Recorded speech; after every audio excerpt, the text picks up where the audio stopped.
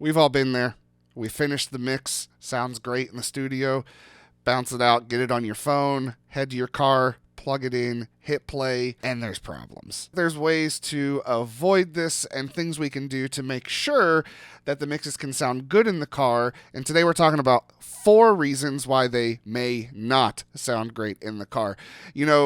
Number one is kind of twofold because when we're listening to music in our car, most of the time we're listening to other people's mixes. But when we're listening to music in the studio, a lot of times we're just listening to our mixes. And I've been guilty of this as well.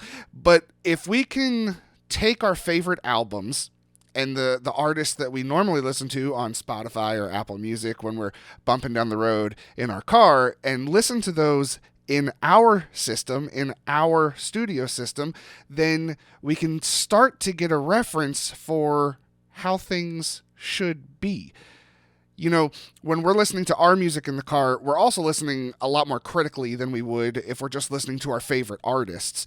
So start interchanging what we're listening to and where so you can get a better reference for exactly what's going on and how to mix things better to get uniform sound on most everything. Reason number 2 is your speakers in your studio might not be that great. Now, I have PreSonus Aris 4.5 speakers, which actually sound really great, especially when it comes to lower end, and we'll talk about that in a minute. But I do have a system that I go through where I check on multiple types of speakers when I'm getting to the end of a mix and I think something is finished. So I have expensive headphones, my Behringer DT770 Pros. These are the 250 ohms. So I have those that I check mixes on. I've got some crappy Behringer HPM 1000s, which sound surprisingly good still, and I use these for tracking a lot. And I think they're like $20, but they still sound pretty decent for what they are. And then lastly, the dreaded Apple headphones with the good old connection. We don't have the aux cable anymore, but I use these in the studio in conjunction with my monitors before I even get out to the car, just to make sure that it's sounding okay on different types of speakers. Now, eventually, I do want to add some reference speakers in here, just some small, crappy monitors that I can use to kind of resemble that of maybe these headphones or these or a car itself, because most cars, let's face it, they're not great sound systems that are in there unless you're paying top dollar, and then who's got time for that? Number 3, your low end is probably not translating well. Now, this could be either too much low end or too little low end. And if the speakers that you have in your studio don't give a good representation of the low end itself, you could be overcompensating to hear something in the studio, and then when you get out to the car, it's just way too much.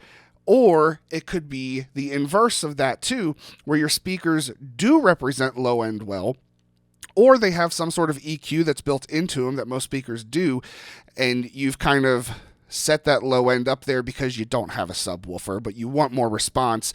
And that you could be overcompensating in the opposite direction as well, where you're manipulating the speakers enough to sound like they have a lot of low end, but then when you get out to the car, there's just not a lot. And this kind of ties back into reason number 1, that listening to other people's mixes in your studio will help you hear what a great mix sounds like coming out of your speakers, where you may need to recalibrate your speakers or adjust some sort of EQs that you have for them to help fix things long term. Reason number 4, your mix may not sound great in the car, is you might need to just finish more mixes. You might be newer to this. You might not have a lot of experience under your belt, which is perfectly fine. We all start at 0.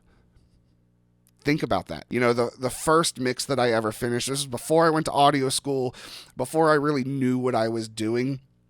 Everything was so hot that it was nail biting watching that mix down happen. I was so afraid that it was going to clip and then I was going to have to go back in and just start bringing volumes down. And then as I'm bringing volumes down, then it doesn't have the feel that I want. But there was so much saturation everywhere and I didn't add saturation. And then the places that I did add saturation, it was just straight up distortion. Everything was terrible, but that's okay. As we progress, then we get better. As we finish mixes, you're going to get better. It kind of reminds me in my own family, my dad loves golf, and we weren't like avid golfers, but we would go out a lot and just, swing some clubs, go to the driving range, go play a few rounds. And the first time I swung a golf club, it was pretty terrible. So was the second time, and the third time, and 4 months in, and 6 months in, and a year later, and today it's still terrible. Why? Because I didn't keep practicing. I didn't keep with that craft, and I didn't continue trying to improve. Now, the same is true with mixing. Not every mix we finish is going to be a long drive down the fairway. That's okay. But the more we work on it, the better we have the chance of improving our mixes as long as we're finishing those mixes. Putting in the time to hone your craft is going to set you up for success in the long run, and there's always things to improve on no matter what stage you're at in your musical career. I hope you guys like this video. Let me know down in the comments if you have any questions or what you may think would be a great thing to keep in mind when you're trying to fix your mix for the car if it sounds bad there. Let me know. Love to have a conversation. Until then, we'll catch you on the next one. Now go record something. See ya.